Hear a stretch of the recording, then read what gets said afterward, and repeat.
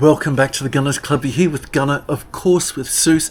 Now, Soos, as a young man, what were your dreams? What was the job that you wanted to do, the one thing? Ever since I can remember, I always wanted to be in the military. Yeah, and did that dream ever extend so far as to perhaps joining the French Foreign Legion? Ah, yes. I did have fantasies of doing that. Yeah, going fighting in far-off exotic lands and, wearing that, what is it, the Kepi Blanc? That's right. 2,212, 2,213, 2,214. I don't get it. They march us all day, and at night we've got to guard the supplies and take care of those smelly camels. I got hip to this army life back in 1945. 45, 46, 1947, 1948. My father, he was hip to it in 1917. 1917, 1918, 1920, My uncle. 1921. The guy was contented. He was happy. He was a rough rider in 98. 98, 99, 100. Serving under the French flag. That's it. Well, there is one Australian who's already done that, and he's written a very interesting book. His name is David Mason. Now, David was an interesting chap. Not your typical run-of-the-mill person who joins the French Foreign Legion. Let me tell you why. This is just a quick break to let you know about vidIQ. I don't normally recommend stuff on my channel. If you're a small-time YouTuber, you're just starting out, or you're only reasonably new in the game, let me tell you, it'll change how you approach and how you make YouTube videos and get successful with it by getting onto vidIQ. I'll have the link down below. Thumbnails, descriptions. It'll automatically make shorts out of your existing long-form video. It'll optimize them for you. It's a complete toolkit, and not only can you sign up for free, as you grow, you'll subscribe to them and you'll get even more features. And let me tell you, it'll get you from being just an amateur and get you start riding that wave to making $1 on YouTube. I've used them probably now for 6 months, and I wish I would have known about it from the beginning. Get onto it, use the link below, and you'll start growing like I did. I couldn't recommend them highly enough. Have a look at them and give them a go. David had options. He was already qualified as a lawyer, and he had experience as well as an officer in the Australian Army Reserve. Okay. But you see, for someone who has life easy in that he was very good at learning and succeeding, where do you go? Well, for him it was either climb and conquer Mount Everest or do something like join the French Foreign Legion. You see, with the French Foreign Legion, you put yourself in an environment where you have absolutely no control of what's going on. This is a system which has been tried and tested since it was developed in 1831. Yeah. It's a system that's not going anywhere. Some 30,000 proud men are members today of the French Foreign Legion. I remember seeing a black and white movie with Abbott and Costello joining the Legion. I grew up watching that on black and white TV. Heavens above. Now, you do sign your life away when you join the military, don't you? Is it 5 years? 5 years at the French Foreign Legion. 5 years. And generally what happens is you go through a process to join. You turn up at a spot where you know, there's one in France, where you know that they receive people, and you report and say, I'm here to join the Legion. Generally you get beckoned in to a darkened area, and then you begin the process of basically deciding whether you are going to be acceptable to the Legion or not. And a lot of people get weeded out in the early period. How quickly you progress really depends on what day you decide to march and turn up there. You see, you might have to wait a few days, and your clothing will change from the very second-hand tracksuits and such that they give you to wear to less worn, and then eventually to a proper military uniform. The French Foreign Legion is all about le look. Now, le look means that unlike the Australian Army or a lot of modern armies today, where it's all about baggy fit camouflage with deep baggy pockets where you can basically hide anything, it's all firm, flush fitting tight pockets, epaulettes, the lovely white hat that you wear once you've done the recruitment course, the Kepi Blanc. Recruitment course is 4 months. It's very arduous. They don't select everyone. It's about physical fitness and fitting in and adapting to the Legion. Because you see, although the Legion is officially part of the French military, and it's under the head of the Defence Force in France, it's separate. People join the French Foreign Legion because on paper they are foreigners. So what binds these people together? It's not being French, because they're not French. It's the idea of la croix, the glory, the Legion, fighting for the Legion. They start to learn and have instilled in them the songs. And the book I'm talking about is called Marching with the Devil, which is a refrain from one of the popular songs that they get to learn. So it's all about fitting in. Well, let's face it, from the beginning of their history, it was basically a colonial force where they got blooded, let's say, got drawn first blood in the deserts of Africa. So hence the fitness and the marching capability for hours and hours on end. And it is actually quite extraordinary, the expectations that they have. Yep. These forced marchers with 30 kilos on their back, That's they right. go on for hours to days. Yep. That's expected. And you're right, it's got a very proud history, serving back to 1831. There's some 30,000 members already. But the recruit course is quite arduous. It lasts for 4 months. That's when at last you can wear the cap. But that's really just like, I guess, the Australian Army is once you've done recruit course, where the real training actually begins, because you've got to be fit into the unit and the division which you're going to join and what the skill is you're going to have. David Mason was actually very condemning about the skills of the soldiers in the French Foreign Legion, because a lot of the time was taken up not in proper training, but in endless cleaning of the toilets, endless cleaning of the parade areas, endless cleaning of the rifles, which I guess is something that any soldier has to do in any case, but even manicuring gardens. Now, manicuring gardens without tools. A lot of watch guarding. Ferocious amount of watch guarding, in part because the Legion is very introspective. They look at each other to make sure that there's no desertion. It's kind of a bad thing. But the skills that he discovered compared to the Australian Army, in his opinion, were not very high. You see, if they went on a shared exercise, the people from Commonwealth nations would know the common skills which were expected for a soldier. For example, harbouring up at night into a safe defensive area, digging a shell scrape so that you're in a safe position from which to lie with your gun. Orienteering, basic orienteering. A lot of this work just seemed to be unknown to the Legion. One humorous episode, it's a couple of Commonwealth soldiers who are legionnaires who are basically organising what the troops are going to do. A French officer walks past and he says, no, this is not what we do. After all, didn't the French win the First World War? Now, if you know anything about the history, that sort of is quite ridiculous. So it's the French Foreign Legion. It's people from around the world. But one thing you'd be very surprised to know is that according to this book, most people who join the Foreign Legion actually are, wait for it, they're actually French nationals. But you see, on paper, they can't be. So they're basically ascribed as members from, let's say, Belgium, or French Canada, or French regions around the world like Africa that speak French. That begs a question. Why would that be so? Why wouldn't they join the French military as opposed to the Legion?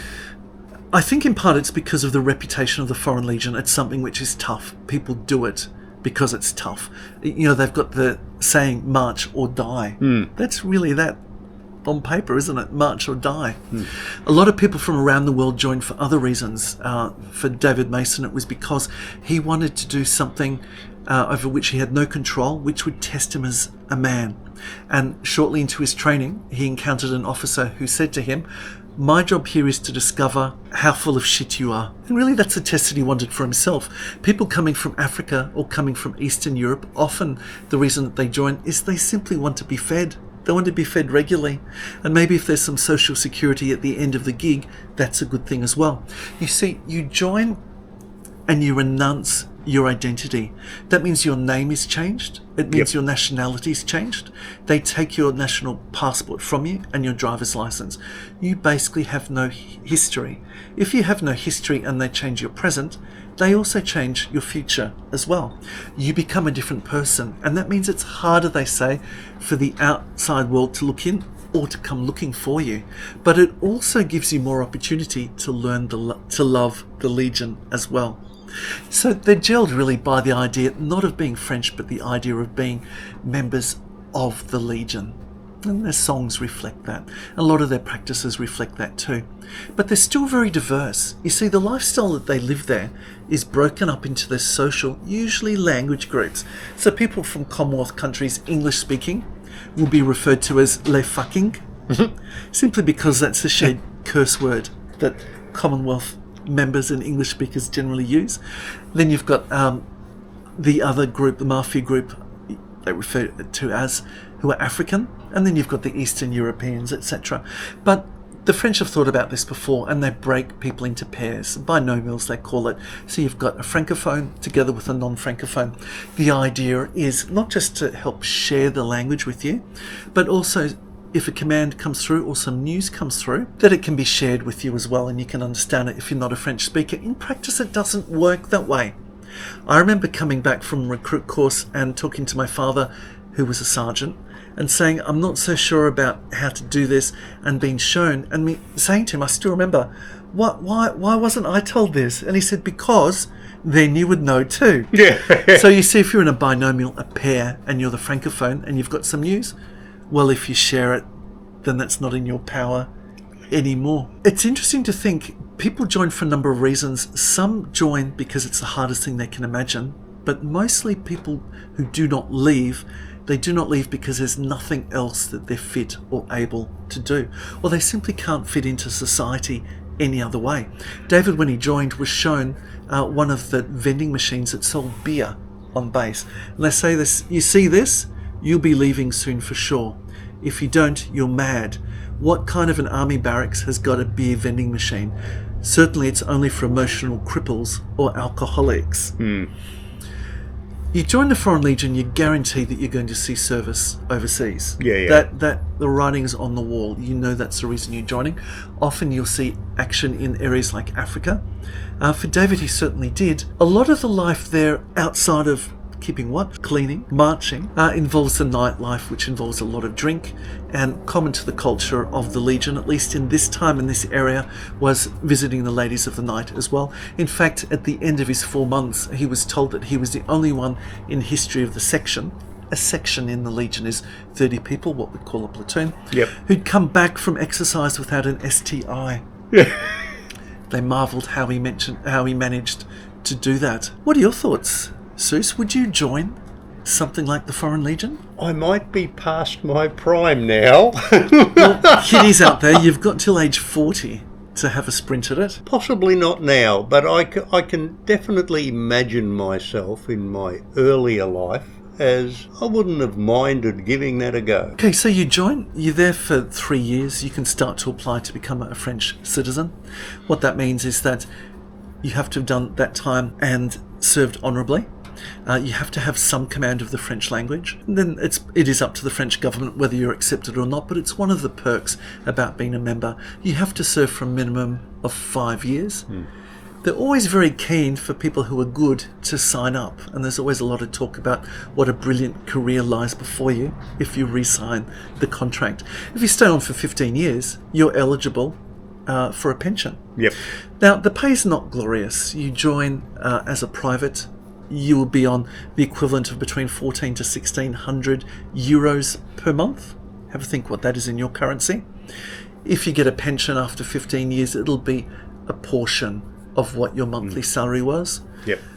You can't become an officer unless you're French. You can become French. Remember, you can serve honourably for that period I mentioned and make that application if you're accepted. Then if you're accepted further on, you could possibly go on to officer training. But generally the culture is it's the French born who are the officers there. Very interesting life. My takeaway from the book was that certainly it's as arduous as what's promised. There is certainly as much adventure as what is promised, if not more. There are more injuries than what you could possibly believe. The job is just straight out dangerous. You're going to damage your body some way along the track. If you're jumping from a plane, the number of times you jump, there's a possibility of an accident. If you're jumping off even just a vehicle, a wheeled vehicle with a loaded pack and someone's pushing you in a hurry for them to get out as well on the double, there's a chance and a surety that there will be an injury there as well. The camaraderie is something which is promised as one of the real reasons to join, and it's something that I came away from the experience reading the book twice that he thought was really lacking, and it was not what he found even from the reserves as a soldier in Australia, and also the training level on weapons. It was only until 4 weeks in the recruit course they were actually handed a rifle at all, a very small number of bullets to fire. It wasn't up to the standard that what he would have expected someone from the Commonwealth forces to have. Okay. Yeah. That, because I was always under the impression, and that was the idea that was pushed forward was, yeah, okay, there's the French military, fine. Then there is the Foreign Legion. How I would sort of equate that to... Like a special forces? Like a special forces. They're the ones that are always at the sharp end of the stick. They're the ones that are always the tip of the spear. They're the ones that sent out, when we don't mind about the body count because they're not really French, so we can save ourselves political face here. But in order for that to be the case, they got to be pretty good. I think the disposability certainly was a reason for the establishment of the Foreign Legion, because they weren't French, and they still operate a lot in French protectorates and former colonies of France, particularly in Africa. One of the things as well about, I guess, the issue of transparency is that it was always seemed to be detached to some extent from the French military, although it's under the head of the Foreign Legion, essentially is the head of the French military, because it is part of it. But it's less transparent. It's more of a closed box. So, for example, there's been condemnation of the way that accidents and deaths are reported in the Foreign Legion. There's access to the Legion, or there was, to write the history behind incidents as to what's happened and what hasn't happened. So I guess that's one of the condemnations of it as well. People change their identity as well when they join. One of the glamours of joining is that they no longer want to be someone from Poland. They want to be someone with a history of being French and to actually be French going forward, often when they leave. Strangely enough, although the offer is there to become a French citizen, most people choose at the end of their service to retire back to their own country and not to become French citizens and not to remain in France. That's something I wouldn't have expected. The French government have used the Foreign Legion as a glorious mirror as to what things like NATO and United Nations peacekeeping and joint nation exercises can be like, because they say, well, this is already spearheaded by France. Curious that. And it embraces the envelope of people from around the world serving together. In other words, we already have a working example that you can work with right here. That's right. And you can imagine, since that Britain has left the EU, you've still got Germany as the big boy, but you've got France as one of the very big boys as well in the pool, and at your disposal, sir. Yeah. So just this pass a pub test, would you join the French Foreign Legion? You wouldn't do it for the money. You wouldn't do it for the camaraderie. You wouldn't do it for the training. If you wanted to look back in your life later on and say that you've done something glorious, maybe. Now, I've had the honour of speaking to 2 ex-Foreign Legion servicemen. Curiously enough, both of them were very short in stature, just over 5 foot. One of them I was speaking to, he was, I guess, quite a few bottles deep into a party. And this was around one of the Iraq wars. And I remember him looking at the television, glassy-eyed, and saying, these news reporters, they have no concept of what they're talking about. They have no concept of what a war or what action truly is. And by looking at his face and the moment that he reflected, I could see that was true. So this would be the one reason, I guess, the one and only reason for joining the Foreign Legion as a Westerner, would be that chance to pause, look back on what you've achieved, but also be changed philosophically by it.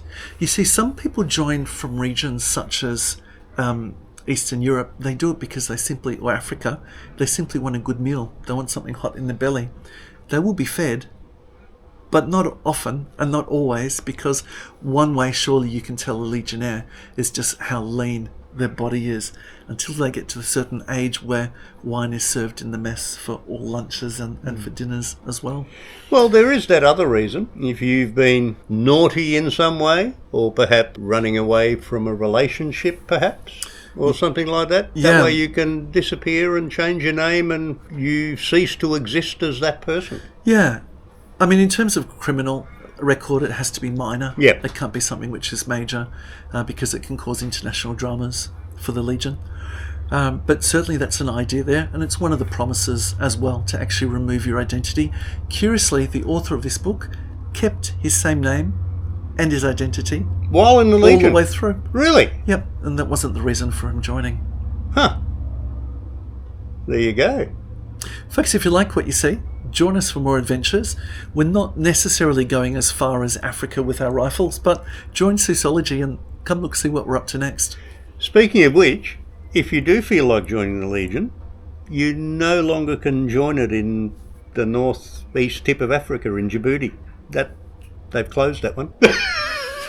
We'll catch you on the next one. We will. Bye-bye.